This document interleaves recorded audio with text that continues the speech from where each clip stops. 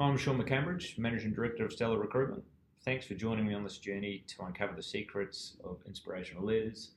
The reason I put this together is to share the unique journeys of these successful individuals and really unpack how they've achieved success and hopefully inspire others to do similar things. So thanks for tuning in and listening, and I hope you enjoy the series.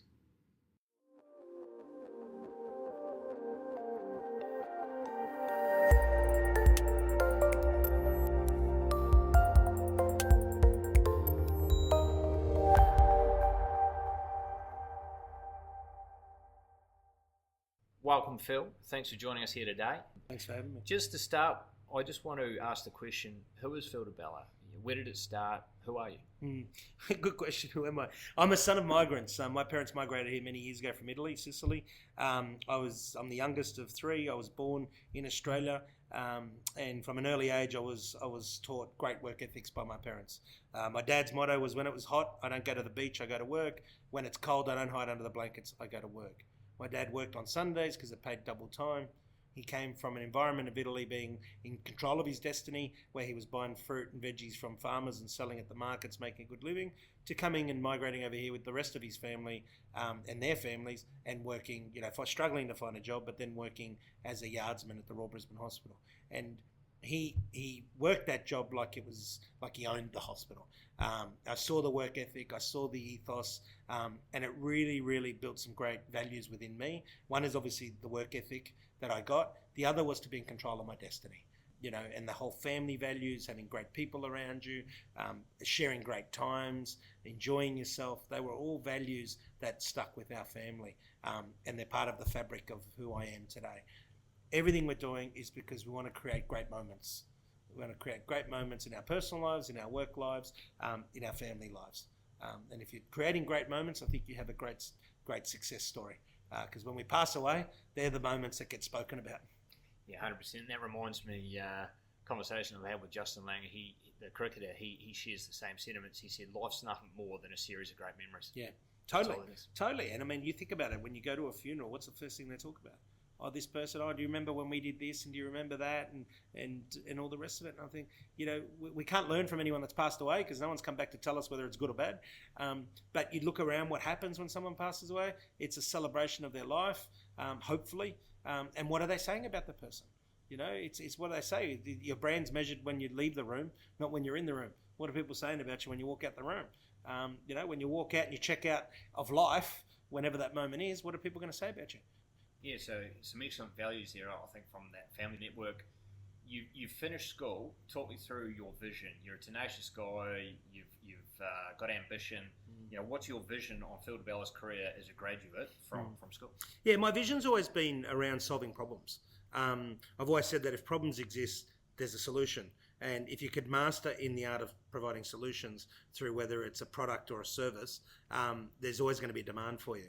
And to me, a key word's always been relevance. You need to be relevant. And I see businesses that fail or businesses that start, and you ask them, how do you think you're going to be relevant? A good way to look at it is, if you actually died, who'd miss you? If you were to pass away, is anyone going to miss you? If your company shut down, is anyone going to miss you? Is your service shut down? Is anyone going to miss you? And I always started with that in mind, always have. I was always brought up to question things. So I'd always ask the 3 whys. Pretty annoying for the people around you when you're a young person. But I mean, this is the beliefs and values that I went through. So when I finished school, I asked the 3 whys of myself, and I knew that I couldn't just go out and start my own business. I had to go and work and cut my grass, so to speak, in a place that I could, develop my skills, my attitude, test things, and see what the future lay. But I always knew I wanted to be in control of my destiny, and I always had a vision of whether it was working for somebody or running my own business, that I was going to be doing something that solved problems.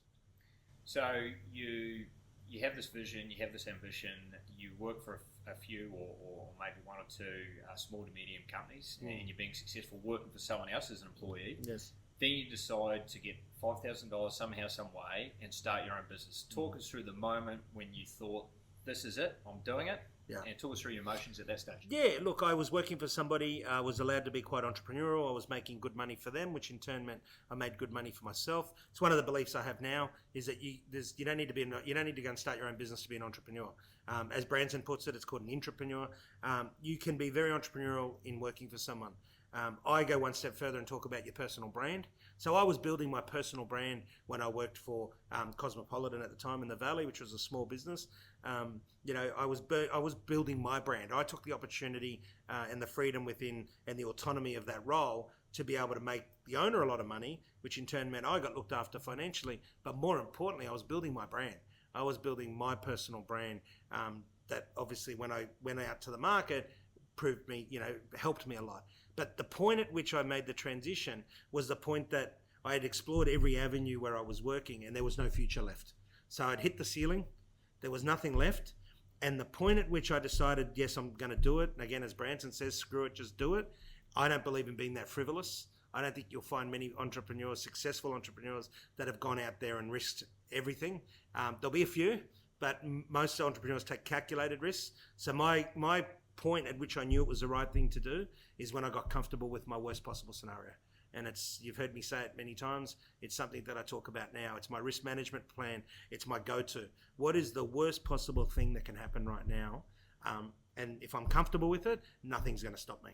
And in that case, I had a house paid off. I had $5,000 spare. I wasn't going to sell my house to start the business. So this isn't one of those stories, oh, he sold his house and risked it all. No, I didn't risk it all. I had a house paid off. I had $5,000. I was only prepared to lose $5,000. One of the best moves I ever made, because it wasn't about the money that made the company successful. It wasn't about, most people's startups, they go out and crowdfund. And one of the key lessons I've learned through that journey and at that point was, you've got to get pretty innovative when you've only got $5,000 to play with. So I didn't have the money to buy a roaster, so I went and used somebody else's roaster after hours and paid them until I had the funds to buy my own.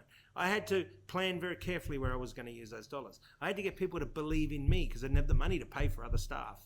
So I had to be quite innovative in my branding, in my strategy, in my approach. And it was, it taught me a lot having to be limited with those resources. And thus why I say now, to me, the great entrepreneurial thinkers, because I don't like entrepreneurship as a title, to me it's an intelligence. The great entrepreneurial thinkers go about doing things different and better than anybody else, but more importantly, they know how to create resources. And I think one of the things that don't get taught or get influenced by people is the latter part. Entrepreneurial thinkers create their own resources. They're not waiting for handouts. They're not waiting for other people to provide solutions. They're the guys that are out there making the solutions, creating the resources. Some great points there. I want to take that a step further. How would you define your leadership brand, and what are those attributes that you believe have been pivotal to your success as a leader, and why people choose to follow you? So it's all about them. And in order for it to be all about them, I need to know them. I mean, Steve London wrote a great book called Ubuntu, U-B-U-N-T-U, which is all about culture. An amazing book that talks about how to get the best out of your people by understanding, people and their families and what's going on in their life. So that's how you get that family community spirit. That's where you get this people wanting to work with each other and what can they do for each other rather than what they can take from each other. And that has to be the clincher, is that if you said describe Di Bella culture in one paragraph, we have an amazing culture here that's all about what I can do for you, not what I can take from you. And that then resonates onto the customer. And thus why the accolades of, BRW is number one private business in the country for customer service and all the rest of it. And our actual number one selling tool that's made us number one in our industry has always been service, because you can buy a bag of beans from anywhere. It's the service that sits behind it. And what sits behind the service is the values of the organization. What sits behind the values is its people. So you've always told me that you've learnt the most from the customers that choose not to use Di Bella. So how important is the customers being, the ones that maybe don't choose you, the ones that do choose you, and defining where your business needs to go, what customer service needs to look like? Yeah, correct. I mean, so you constantly, I believe in constant evolution, and you just have to look at some of the organizations out there that have failed that were number one because they didn't evolve. We don't spend a lot of money or virtually no money researching our current customers because we should already know why they're our customers. Of course, we have conversations with them. We're meeting with them regularly. Again, I travel the country and meet with them, ask them about what's happening and the rest of it. But when we're actually going out from a strategy point of view, we want to talk to the people that say no. And when we identify why they say no, we start to build strategy. So we've got one of the strongest online platforms in the country that came out of asking people why they buy coffee from a supermarket. And it was convenience. And they buy coffee from a supermarket because it's convenient. Well, how about if I sold you fresh roasted coffee, factory prices, delivered to your door free of charge? Oh, I'd choose you in a heartbeat. Fast forward 3 years, we've got one of the strongest businesses online because they know that they can log in, dibellacoffee.com, and buy their coffee fresh roasted direct to their door, home or office at factory prices. And they're getting the number one specialty brand in the country for nothing dearer than what they're buying already from a supermarket. That was all about solving problems. That was all about researching people that didn't choose Di Bella. It's fantastic. We've talked a lot about some of the positives and all the rest of it. No doubt, like anyone, you've made some mistakes. You've faced some challenges, some tough times. Can you talk to us about any of those challenges or mistakes and what you've taken from them? Yeah, of course. Well, what I've taken from it is simple. If you're not pushing harder, if you're not making any mistakes, you're not pushing hard enough. And that's a given. And with that comes some mistakes. And the way you combat the mistakes is always open dialogue. So the way I've always been able to get around it is to always have open dialogue with my team and have conversations with my team. Make them part of the journey. And one particular one was when we were growing so fast that we didn't take care of the back end of operations. And the back end in this case was our computer systems. We were running QuickBooks. We were neglecting what was going on in the back end. We kept putting on and onboarding new customers. We did that fantastically well, all the rest of it. And all of a sudden QuickBooks crashed and we had to upgrade. And the upgrade went from QuickBooks to SAP. And it's like going from, a Holden Gemini to a Rolls Royce. It was a total kettle of fish. It was very expensive. We had to get people to train. It meant we had to stop growing so that we could all learn the system. And it was simply put, we did not monitor or look after or care about the back end. And to use an analogy that I use all the time, that's something that everyone can relate to, is imagine walking into a 100-seater restaurant. There's only one chef in the kitchen, but there's 10 staff at the front, and they take everybody's order at once. And they put it into the kitchen, and the chef has a meltdown and walks out. And that's what happened. QuickBooks decided to walk out on us. We were lucky we had some good customers, so our collateral damage was limited. But what I learned out of that is make sure that when you grow, the back end is meeting the front end, and make sure that the front end is meeting the back end. Talk to me about intuition. You're an intuitive guy, entrepreneurs are intuitive by nature. What role has intuition played in your journey? Intuition to me is a byproduct of putting yourself in the right environment. The more intuitive people are the ones that are, another way to call it is worldly, that travel a lot, that speak with people, that have great peripheral vision, not just the ability to look straight, but look around them. I think tuition is like, if you put it in a formula, what equals tuition is a lot of different facets, and the facets are the environment, the people that you're hanging around, whether you're traveling, whether you're reading, whether you're listening to podcasts, whether you're watching webinars, whether you're researching businesses that go wrong as well as researching those that go right. The more variables that you put in front of that equal sign, I think the greater the intuition. But if you're running in a narrow-minded, blinkers on scenario, I think your intuition is going to be a lot less. I couldn't agree more, and I think some people say that your intuition is only really accessing your subconscious knowledge or experiences, right? And you don't know it to be conscious, but based on your experiences, your learnings, your history, you're drawing on that. Correct. So and your intuition is, you'll find you're going to need it most when you don't even realize. That's when it's going to come up, and it is totally subconscious. I'd love to understand how Phil Di Bella defines success, because as you know, it's something that I've struggled with and maybe haven't done a tremendous job of defining. Always keep pushing to the next thing. How do you define success? Look, success to me simply is being able to achieve the goals you outlay for yourself. And as you know, the YPO network's fantastic. You go, okay, what do I want to achieve personally? What do I want to achieve from a family? What do I want to achieve from a professional point of view? Yeah, I set those goals every year. They change sometimes throughout the year. And you know what? I used to think that success was achieving 100% of them. Well, I don't think I've achieved 100% of all of them in 1 year ever. As you know, I'm now working on my weight issues, where I've just never been able to give it the focus. It's not that I'm not successful. It's not this, it's not that. I don't make any excuses for it. I have not had the time. I have not devoted the time to doing it. For whatever reason. No excuses, no parking it. and therefore I'm not getting the results. Now I started this year and said, right, 100 days of, movement, clean eating, all the rest of it, and the results come.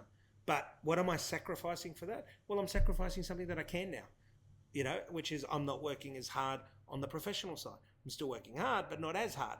So something's got to give. It's not about balance, it's about harmony, which is something you always hear me saying. Your life's got to be in harmony. So when I'm kicking butt as a husband, as a father, as a son, as a brother, all the family aspects, and I'm kicking butt in professional with all the business elements and people, then the one thing that's suffered over the years is been me, and more in particularly my weight. When I've been able to put, and in the past I have been fit, healthy, and a lethal weapon as they call it, but guess what? I didn't put the effort into family. It was work and me. So I looked amazing, business was amazing, and family was not amazing. And I think people need to understand that, because that's what I've learned. And I'm still learning. I'm only a young boy. But that harmony is so important, but you can't give all three areas of your life. Well, maybe you can and you're superhuman. I don't know, but I'm not superhuman. I can't give all three areas the same attention at the same time. What are your tips on how to manage that? Because I agree. I wrote a blog recently on is ambition healthy, and I believe it is. But there's also a downside to ambition. So reflecting back on your journey, what are your tips for trying to maintain that harmony? Because it's tough, right? Yeah. Well, look, ambition is good, but it's one of those loose words, Shaun. Because your level of ambition is different to my level of ambition. What you see as success is different to my success. And that's why there's no book on it, even though people have tried to write it. There's no bestseller on it, because if someone had found the magic formula, everyone would be following it, right? To me, what's important is clarity, to have that clear vision of what you want to achieve in all three areas. So what exactly is it as a father and a husband that I want to be, and this is where Gerber comes in, Richard, I think it is, Richard Gerber, book E-Myth, where he talks about what do you want people to say about you when you die? Now, it sounds quite morbid, but it's not. There's another one called The Dash, which says the same thing, the poem, The Dash, which is what do you want that dash to represent in your life? And I look at it that way, very simplistic. Again, I'm a simple kind of person. What do I want my family to say about me when I pass away? And, I want my kids to say, Daddy was a hard worker. Daddy travelled a lot. But when Daddy was home, he was attentive. When we were on school holidays, Daddy took us away. When we needed Dad, he was there. When he took us to school, he used to communicate with us. When it was family time, it was family time. But geez, Daddy worked hard. Daddy travelled a lot. But Daddy provided for us. So just that little paragraph that I've said is, right now, I believe I'm successful in that area because I'm doing all that. I'm taking the school holidays off. When I'm with the kids, I was playing handball with my son yesterday afternoon, basketball with my daughter. We then went to the hardware to buy some stuff to fix one of his toys. I was able to do all that stuff late afternoon yesterday. That to me gives me that harmony. I was able to do some reading with them last night. But I just got back from Melbourne yesterday. So I've been away for a week. So being able to do that. So I look at that and reflect and I go, I'm ambitious as a father because I want to be part of their life. But then me and my wife, Jana's in the middle of studying. Jana's in the middle of, doing her neuroscience stuff, and she's coaches. She's a great mother. So the interaction with Jana and I isn't going to be right now like it was when you're courting or when she's not working or all the rest of it. And that's okay. What gets you through is communication and understanding. It is what it is right now. There's no such thing as the perfect life. And the one thing I don't do, and I urge listeners to really, adopt this, don't be too hard on yourself. And something I think I've told you over the years, don't be too hard on yourself. Are you doing, ready, magic formula, am I doing the best that I can at the time that it's happening with the resources that I have? And I can't stress that enough. Am I doing the best that I can at the time that it's happening with the resources that I have at hand? And if you can answer yes, yes, and yes, don't beat yourself up, because that's the worst thing you can do, right? And therefore, when I take that into work life and I take that into me personally, I don't beat myself up about being overweight right now, especially now because I'm doing something about it, right? The journey started, I'm on the way, on the decrease. But was I doing the best that I could at the time that it was happening with the resources? Rather than sitting there saying, geez, where did all this weight come from? I put on all this weight, oh my God, and whip myself into a frenzy. Do I look in the mirror and get insecure at times? Of course I do. Do I walk into a clothes shop and go, shit, I wish I could just buy that and it fits me nicely? Of course I do. But I come back to my philosophy of, am I doing the best at the time and all the rest of it? Because I don't believe that you can have all three areas of your life excelling, without some sort of collateral damage. I mean, some great honest answers there, and I think some great takeaways there, Phil. How do you relax? My journey in leadership is we strive, we push, we challenge ourselves, like you say. How do you relax? Because it's challenging, right? Yeah, it's of course. tough. We put ourselves under a lot of pressure and expectation. How do you relax? Well, look, I went through a stage, and I can answer that. With honest, I went through a stage of anxiety for years and didn't know what it was, and I had every test you can imagine, and it was simply put to me, Phil, your body can't keep up with your brain. Your brain's working too quickly, your body's not keeping up, it goes into shock. So you get, indigestion, you feel like you're having a heart attack, all this sort of stuff happens. How do you deal with it? You learn to see it coming, and you adopt some really, easy tools, such as breathing. Right? Now, breathing sounds easy, but it's not, especially when someone's telling you to breathe. So meditation's a big one. So my time on a plane, I used to hate, right? And let's face it, when people say, I don't have enough time, make time. Or get very creative and innovative with your time, which is what I do. So on a plane, I don't do any work. Or very rarely, unless I have to, right? But on a plane, the first thing I do is I put the earplugs in, and I'm often in a trance, not in a meditative state, and it takes a while to get there. I've been doing this now for a few years. So I'll get into a meditative state before the plane even takes off. And there's all different types of meditations. There's relaxing meditation, there's gratefulness, there's kindness, there's relieving anxiety, there's all different stuff, which at the end, all you're doing is two things. You're breathing and you're programming the subconscious. And they are the two most powerful things. Again, it comes down to the why that I have to ask. Why do we meditate? Why does it work?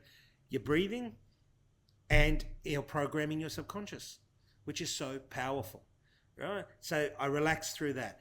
Also the physical side, the boxing, skiing, the heavy weights. I've gone back to doing heavy weights because the heavy weights really brings it out of you. It therefore makes you, your muscles relaxed. Obviously they tighten up, then they relax, which is a form of meditation as well. One of the ways they get you to relax in meditation is to actually tense your muscles, hold it, and then release. So they're the physical sides, the boxing, anything that gets that resistance out, that enables you to exert that in a build up. But from a mind, it's definitely meditation.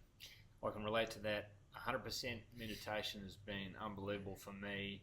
And a mentor of mine once said, when stress goes up at work, your exercise or physical activity should correlate that as well. Correct. Dip off, which a lot of people, they don't find the time. So when I'm getting more stressed or under the pump, I find the time to exercise because it's a release. Yeah. So I think there's some awesome points there. Very true. Now, you're not old by any stretch of the imagination. You've only just ticked over 40. Looking back on your journey, what would you tell that 21-year-old Phil Di Bella now, having spent the last years building what you've done, achieving what you've done, making some mistakes along the way? What advice would you give that 21-year-old? Oh, look, first advice I say is, just make sure you keep looking after your physical aspect and don't let it get away from you, right? Because tell you what, it's a hard thing, is getting that physical side back. But is to be a bit more conscious through the journey. I look back now and I'm not as conscious, and I wasn't as conscious as I could have been through it. A lot of it was a bit of a blur. Is that the cliche about enjoying the journey? Yeah, well, rather than fixated on yeah, the goal? I think I don't like cliches, even though sometimes I use them. I use them because it helps people understand. What does enjoying the journey really mean? I mean, there's some painful times when you're building a business, right? I had 12 months of people saying, no, I'm not buying your coffee. There's no way I was enjoying that, I can assure you, right? But I could have been more conscious. I was conscious about it. That was one point I was conscious. So every time that somebody said no, I asked why.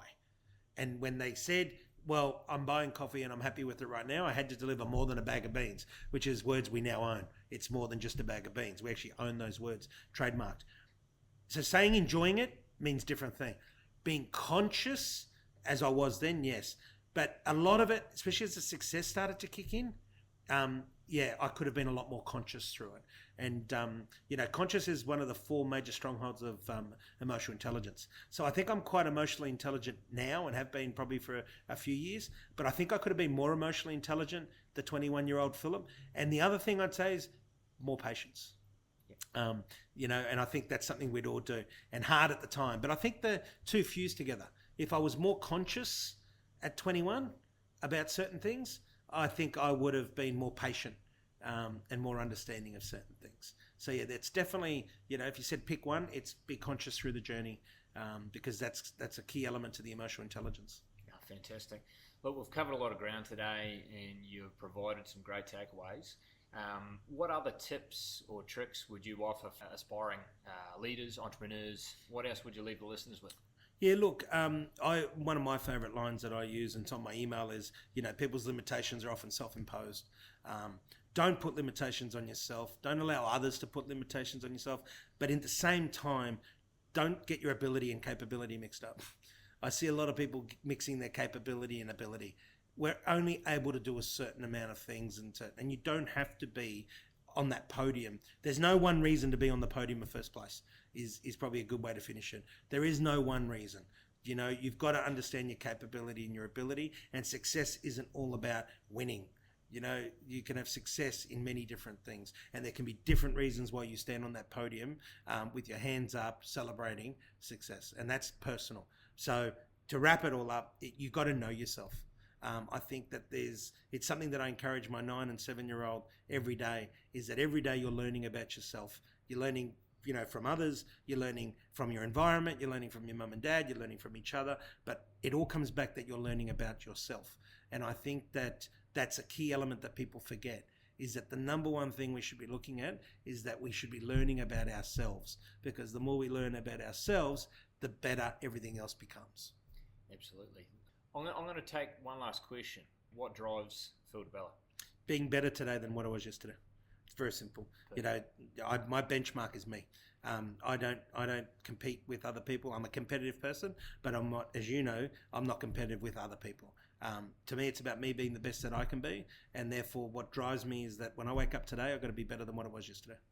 Fantastic answer. Look, Phil Di Bella, thank you very much for joining us. Some great experiences shared, and very honest at that. So congratulations on all that you've achieved. Well done for inspiring so many people, and good luck for whatever comes next. Thank you, and I wish you and obviously everyone else listening all the best, and hope that they go out and be the best they can be.